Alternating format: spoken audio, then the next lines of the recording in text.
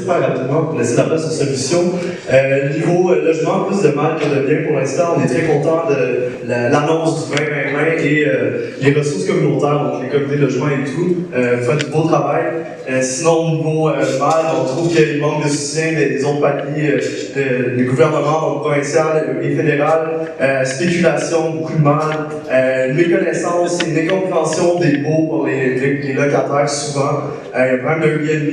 Il y a aussi un manque de ressources. En fait, pour permettre un accès à la justice pour les locataires, pour se défendre pour les propriétaires. On trouve également qu'il y a peu de choses qui sont faites pour prendre le bâti existant, donc les bâtiments qui existent déjà, et en faire du logement social, puis également des enjeux d'itinérance, donc beaucoup de personnes qui font du couchsurfing parce qu'ils ne peuvent pas vivre dans un logement, donc ils finissent par vivre de divan à divan, puis les problèmes de punaise de lit. Donc je vais passer le micro.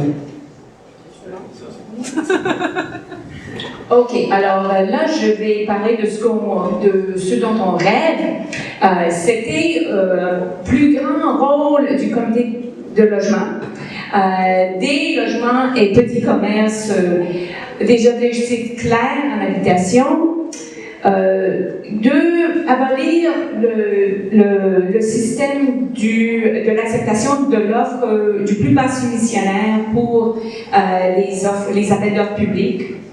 On parlait aussi de l'efficacité énergétique, de l'encadrement de Airbnb, qui est un gros enjeu, façon de freiner la spéculation. Ce serait d'abolir l'augmentation sur la valeur de la terre comme telle. Que les citoyens aient plus de pouvoir direct. Et ce que ça prend pour y arriver, la volonté politique en premier lieu, qu'on s'implique tous pour interpeller les élus, pour demander des actions concrètes en matière de logement.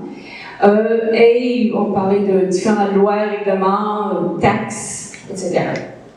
Peut-être ajouter le niveau taxe, on dirait une taxe sur les flips pour permettre de prévoir un fonds dédié uniquement au logement. Également une taxe pour les investisseurs étrangers, créer des fiducies foncières et communautaires pour procéder au rachat de logements pour que ça reste dans la communauté.